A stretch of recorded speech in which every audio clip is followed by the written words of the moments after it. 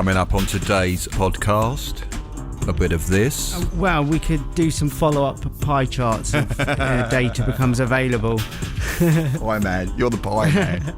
And a bit of this. So I guess that's like calling yourself Dorian Hurst or something. Dorian Hurst. Hello and welcome to episode number 6 from Brighton in the UK of Modern Art is Rubbish podcast. You all right, Tom? I'm all right. Hi, Marcus. Yeah, so we've just been discussing the importance of making sure that your cats are well looked after. Yeah, wormed and flea'd. Yeah, right. So I was thinking the other day about when I used to smoke cigarettes and someone gave me an African fake B&H, a Benson and Hedges cigarette. Other fakes are available, and I smoked it. It was like getting a sore throat. Have you ever tried one of those? A fake cigarette or a fake anything? I know what you mean. I've smoked like cheap and nasty cigarettes from my former smoking days as well. Yeah. We're two non-smokers right at this moment. Yeah, that's the thing, isn't it? It's like cigarettes are bad enough, but fake cigarettes, that's a whole new level of bad for your lungs. I remember I went to my doctor not long after I'd smoked the fake cigarette, and she listened to my chest and she said there's a lot of crap in there. Like crap, is that a medical term? Yeah, that was a medical term.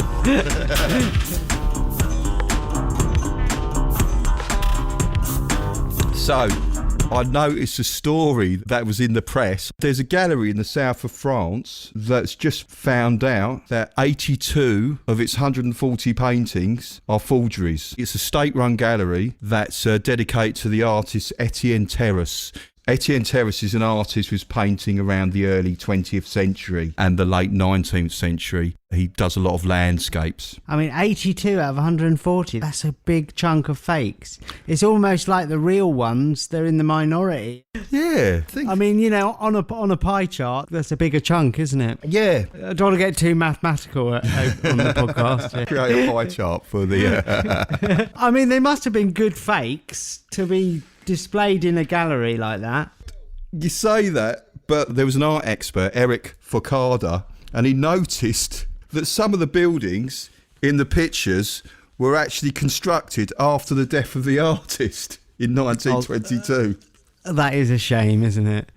Yeah, I mean, that's a bit like a fake Cezanne featuring, I don't know, Chelmsford multi-storey car park.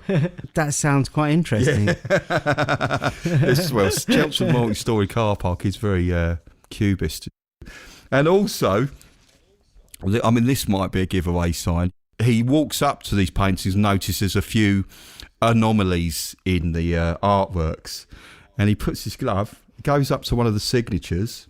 He wipes away the signature. It's written in ink. So not only is this forger that brazen, he's actually gone out and he's written a signature in non-permanent ink. Right, so yeah. I guess this is a rural gallery. This is not a famous gallery. No. But he's a fairly well-known artist in the area. Yes. I take it. He was also friends with Matisse. With local artists, you can fake them a bit more because there's a lot less detail and information about what works they did and what they didn't do. But sticking in buildings after 1922 where the artist died, that's not always the best way forward, I don't think. Yeah, that was a bit of an error on the forger's part. The thing is as well, is that they spent nearly £140,000 over 20 years on these pictures. The mayor was quoted as saying, knowing that people have visited the museum and seen the collection, most of which is fake, that's bad. It's a catastrophe for the municipality.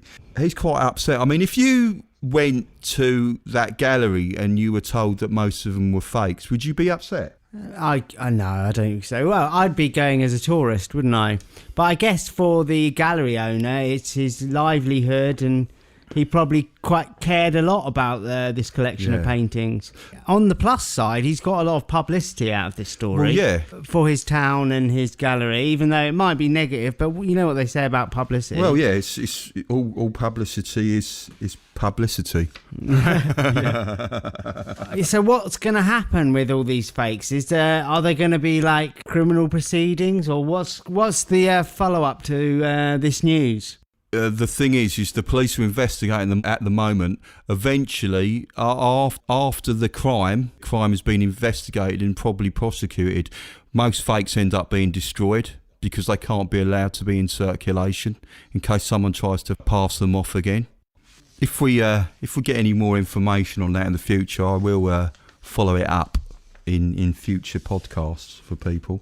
Well, we could do some follow-up pie charts if data becomes available. Pie man, you're the pie man.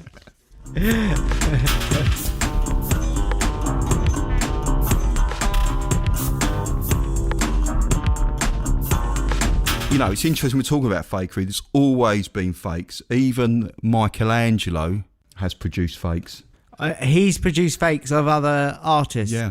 I mean, at the time, and we're talking around about 1490s, when he was starting to come to prominence, in Renaissance time, copying Roman sculptures and being able to copy artworks was quite revered. Michelangelo was so good, he actually used to copy drawings of old masters so perfectly that they couldn't actually be distinguished from the originals. So good that he'd actually swap over some of the originals with his copy and keep the originals himself. So that's interesting. So he was what we are describing now as forging other artists' work, but he was revered for it at the time. Well, yes, what happened was he was in Florence when he was about 21. His patrons, the Medicis, were actually exiled. So he's got no money. What he does is he creates a statue, an Eros statue, and he gets together with his dealer and they bury it in the ground in order to age it. And then this is then sold on to a cardinal in Rome. The cardinal found out that it was a fake. But he was so impressed with the fake, he actually requested him to produce another statue for him. So back to the south of France in Elne, this artist who's forged all these works, I mean, could they potentially have their own show of these works? Maybe back in the 15th century or turn of the 16th they probably century. Would have been revered, but I think Michelangelo wouldn't have included the London Eye in his sculptures. He would have of Eros. Yeah.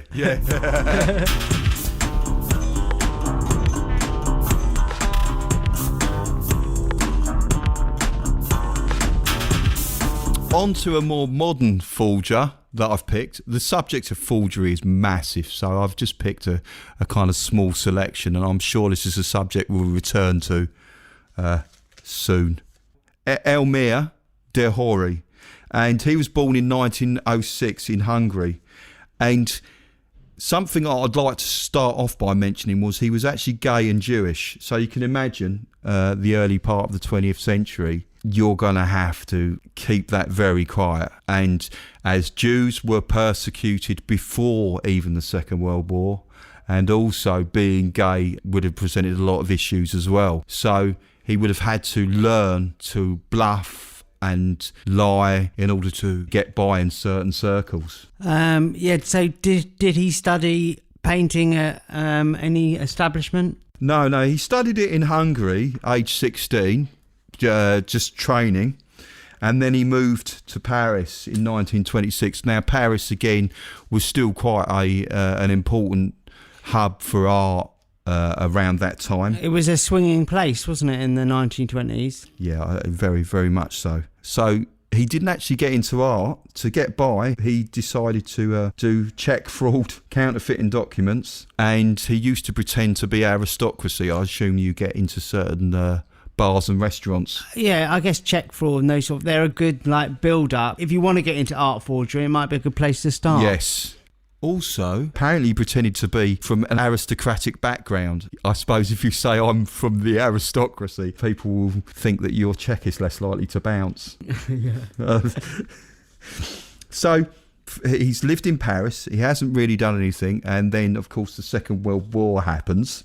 And he claims that he was in a Nazi concentration camp during World War II. After that, he went back to Paris and he thought, well, I'm gonna make it as an artist. And he was not successful. But what happened was he had a chance meeting with Lady Malcolm Campbell. Yes, that's a lady. And she saw one of his works and looked at it and thought, is that a Picasso? And Mair said yes. So she mistook one of his drawings for a Picasso. And she said, oh, is that a Picasso? And he actually said yes, rather than say no, it's a copy.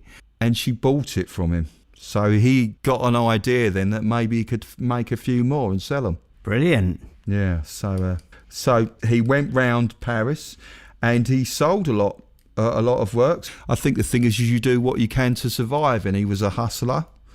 But the other thing is when you do drawings and not paintings, and they're less likely to arouse any kind of suspicion at all, because another drawing by Picasso or by Matisse is not going to arouse any suspicion, but a painting will be a big deal.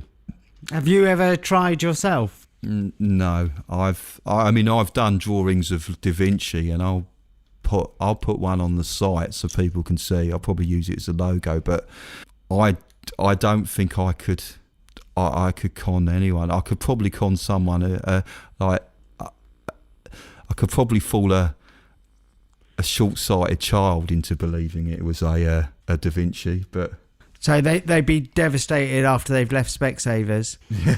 I'd have to do it before they had their eye test. But just for the record, I have no intention of trying to flog illicit Da Vinci's to children. Well, it's important to be clear about this. Yes. Yeah.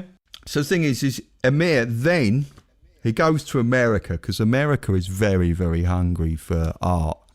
And he became so successful with selling artworks that he had one even hanging in places like the Detroit Institute of Art. So do you know what the piece was that he painted that made it to the Detroit Museum? Yeah, it was a fake Matisse. He was with a partner called Ferdinand Legros, or Legros, and who was selling his works for him in America. And this man, Legros, sold over 50 paintings to one Texas Oil businessman, which is not very clever. You don't really want to do that kind of amount of sales to one person. That was a big error, to sell all of them in one lot to one person. Yes, absolutely. Yeah. This Texas Oil businessman is obviously not happy at all, so he brings a lot of pressure on the authorities, because he's got a lot of influence as well, to arrest the dealer. I forgot to mention that Mair has actually left America because he doesn't want to get arrested. Very sensible. And his dealer is under a lot of pressure, so his dealer leaves as well. Eventually, you can imagine being a faker, it becomes quite boring, and his later fakes are not as good as his early fakes. So in the end, Mair ends up living in Ibiza at a friend's house, and eventually in 1976 he was due to be extradited to France, and he thinks, I can't spend the rest of his life in prison. So he took an overdose of sleeping pills and killed himself. Yeah. As a final note, it's worth pointing out, Mair was featured in a documentary by Orson Welles called F is for Fake, and I'll put a trailer on the site because that's definitely worth looking at as well.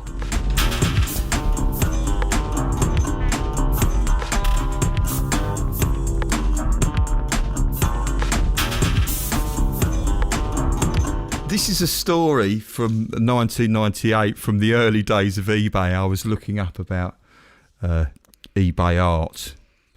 And this is a guy called Kenneth Walton, who he found an abstract painting in a garage sale in the USA. What, did he buy it? Yeah, he did. He bought it. He then takes it home and then signs it RD52.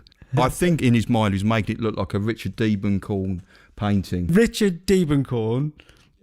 Oh, it was he painting in 1952? Yes. At some point, I haven't been able to find out the exact details of this. He met a couple of other guys who were involved in eBay, and he became quite interested in what they were doing. So what they decided to do was to put this painting that's signed RD52 on eBay for sale. What they did was they made sure that the description was kind of like a guy who'd gone out and bought something and didn't really work out what it was about. Yeah, so basically you're saying it was a true story, only that they couldn't remember the end bit when he signed it when he got home. He forgot about that bit. Yes. Yeah. Other than that, it was totally true. Yes. So, in order to get the price up, him and his friend, his two partners, they get together and they make over 50 fake bids on the painting in order to bump up the price. And how they do that is they have several different accounts. One of them is called Thrift Store Bob. This is some of the names. Oh, let me guess the other two. Right. The International Arts Council. No, What was it? No. Try again. Lucky Bidder number 6. No. Big Fat Mama Jumbers. Yeah. Big Fat Mumba Jumbers was one of them. And the other thing they also did was they used the name Giacometti and Still. Now, the thing is those names are names of famous artists, so I think they were trying to... Giacometti and Still, that it was an eBay ID? Yes. They were trying to do that in order to create the idea that they might be famous artist families. Oh, right, so they yeah. relate to the artist. So I guess that's like calling yourself Dorian Hurst or something. Dorian Hurst. Damien's second cousin. Once removed. So, of course, eBay notices this. You know, they've bid up this painting to $135,000 and Walton's account is frozen and the sale's cancelled.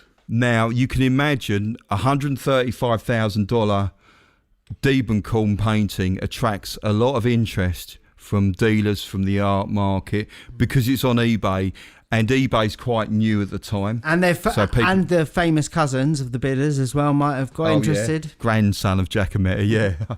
So eBay has frozen his account, and the FBI are now starting to watch these guys. But you'd think, well, you know, they've got the heat on them and everything. But no, they just continue to do it.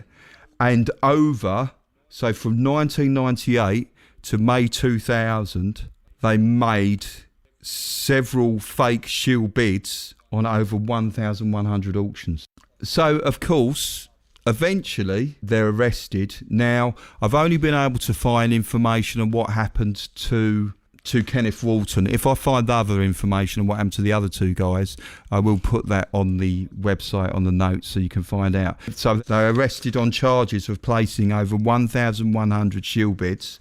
In the end, Walton cooperated with the prosecutors. Walton admitted to forging Richard Diebenkorn's signature, and he got probation, 9 months probation, and he was required to pay back $74,000. Oh, right, yeah, so... to his victims. Now, that was a long time ago on eBay. So that was last century, wasn't it? That was before we even had telephones, wasn't it? So you imagine that there wouldn't be anything, and I'm not saying there is anything debatable on eBay at the moment, which brings us to our new section, which is probably just for this podcast episode only, called Fakes on eBay. Fakes on eBay, fakes on eBay. Is that a genuine Picasso? Fakes on eBay. How much? Fakes on eBay, fakes on eBay. I hope that's signed for delivery. Fakes on eBay, fakes on eBay. No, they said it's genuine. They said it's genuine and original. Fakes on eBay. Are you saying they're fakes on eBay? Sold as seen. No returns.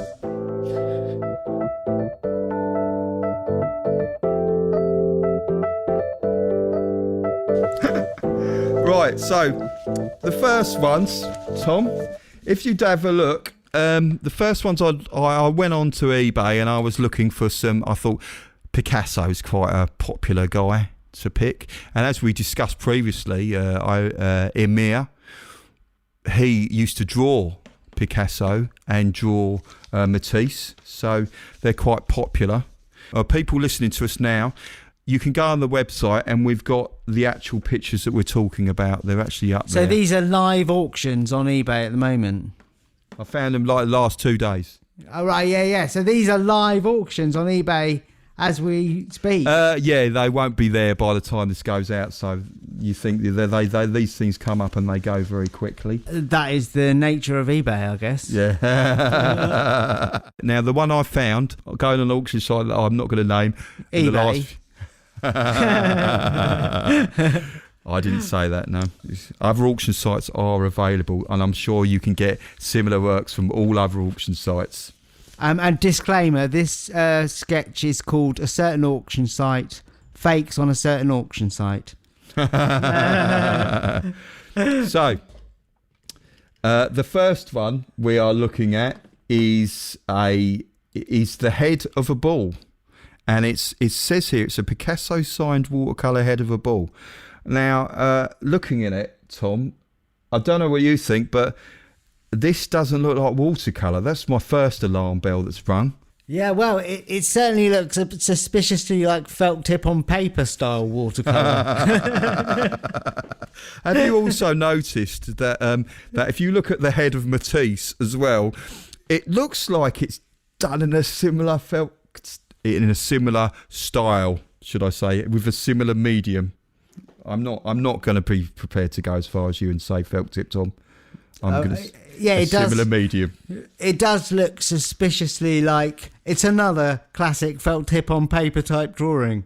Now, there is another reason that we are talking about Matisse and Picasso rare drawings at the same time is they look like they're on similar pieces of paper, possibly from the same pad. I sort of imagine there's someone leaning over a desk. They do the bull's head, and then they just move their arms slightly to the right, and then they do the head of the next picture. Oh, have you any evidence to back that up? That no, I mean preposterous claim. Well, what I'm saying is it's the same seller, and they look like really similar pieces, even though they're classified different, I guess. I know that Picasso and Matisse have met on occasions. That's on record.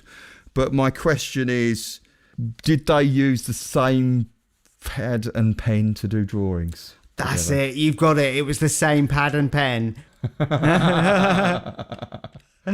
So now it does look like a Picasso, and to my mind it does look quite like a Matisse. I'm looking at the price and I'm noticing that the Picasso is going for £1,495. Oh my! What? That's a bot. They must be idiots. The sellers. Those sellers do not know what possession they have. It's gold, I tell you. Tom, put your checkbook away. Yeah, Tom, steady on, Tom. I know you're thinking this is an exceptional opportunity to acquire an extraordinary and rare original work of art, as they're saying. Can I just add, no returns? No returns. There's something else you need to know. If this was a Picasso, you would expect to pay £100,000 or more. So how many dollars is that? What's that, $130,000? It's a fair amount. It's definitely six-figure dollars, isn't it? Yeah, that's a lot of dollar.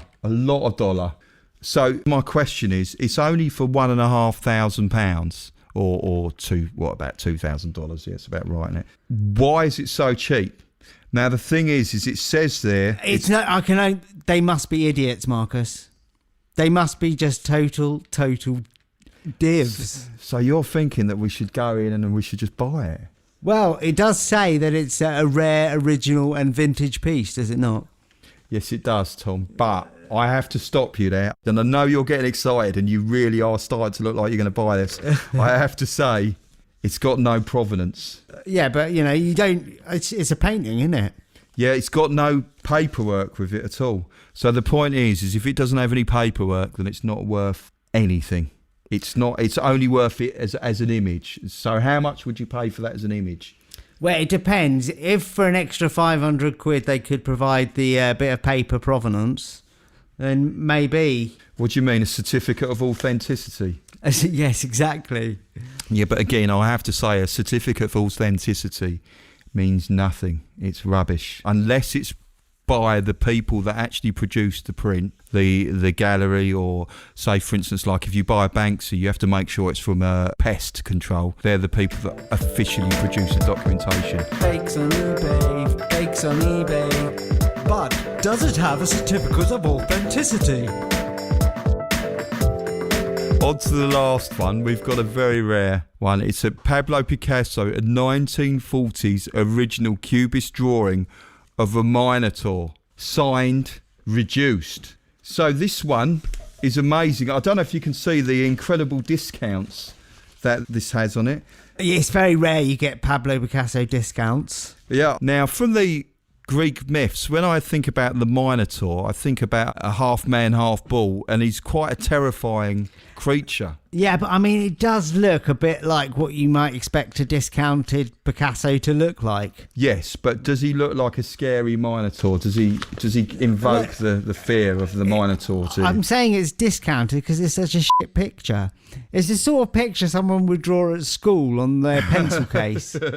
Picasso has done very simple pictures before, but I don't know. This stylistically just doesn't ring to me Picasso. I might be wrong. As I say, this is also on the website as well. This one is actually discounted. It's on the spring clearance sale, and it's got over 75% off. Nice. And apparently it's an original cubist crayon drawing on paper of a mythological Minotaur.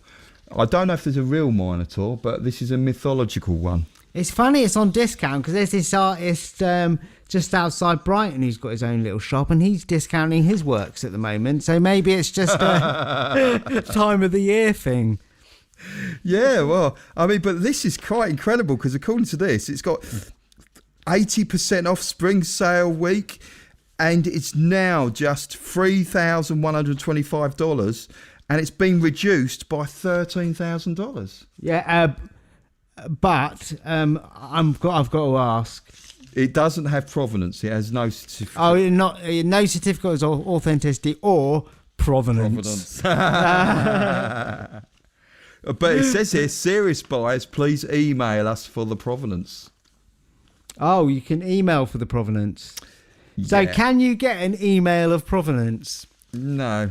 I'd be interested to see what the provenance would be for this. Oh, it sounds like it's an eBay message of provenance.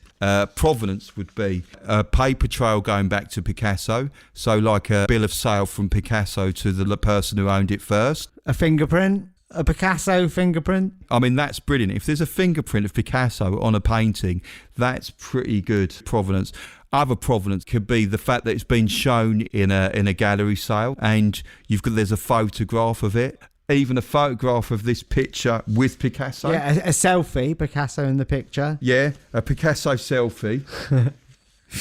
I bet he did take a Picasso selfie with one of them. Because you can take selfies with old cameras. Yeah, and he could have used a paintbrush as a selfie stick, couldn't he? One of those long ones. Yeah. So apparently here, it says it's in good condition due to age. The paper has faded slightly darker and... Good condition due to age? What do you mean it's only 2 weeks old? Yeah. So this was like from the Second World War period. Did he fight in the war? Did he fight in the war? No, he stood his ground and stayed in his studio in Paris. All right, yeah. And then he emerged triumphant and seemed to be a hero of the resistance. I have to say I'm not quite sure what he did to resist, but he did stay in Paris and he didn't bend over for the Germans. That doesn't sound right, does it? Yeah, but it might make sense because if he was busy like leading the resistance, he wouldn't have had time to do like nice pictures. So this might be an example of one of his rushed pieces from that period. That's a point. Or just draw a couple of quick eyes, a nose, mouth. Yeah. A couple of funny ears. Oh, actually, I'll put some stars above it. Again, if this was a real painting, a real Picasso crayon drawing, you're talking in excess of $100,000 at least. And even if that was discounted 80%, we're still talking a large amount of money. Yeah. I think someone should collect all these fake images on eBay of the art and make a fake artist gallery of The gallery, yeah, it's yeah, it would be. So, just to summarise, if you're going on auction sites like eBay, there's a lot of good bargains to be had. There's a lot of good art there to buy. But if you see any big name artists, just be careful. My advice is, and if it's cheap and it's too good to be true, it generally is. In the show notes, we'll give you a lot more information about this as well.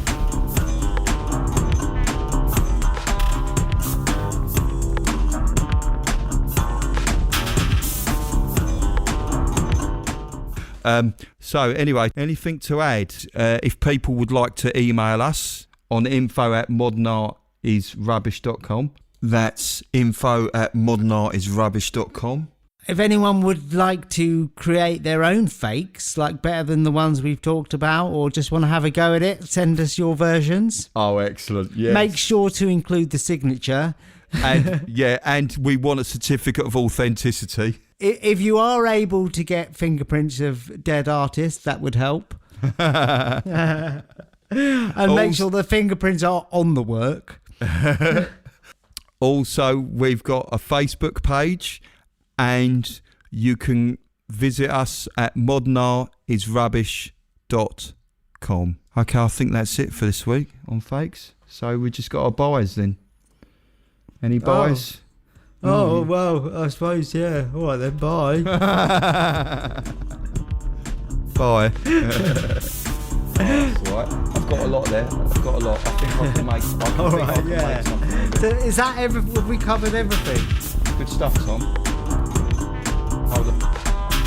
But we didn't mention the Milli Vanilli singer. Oh, maybe it wasn't Milli. Who was it? Oh, Black Box.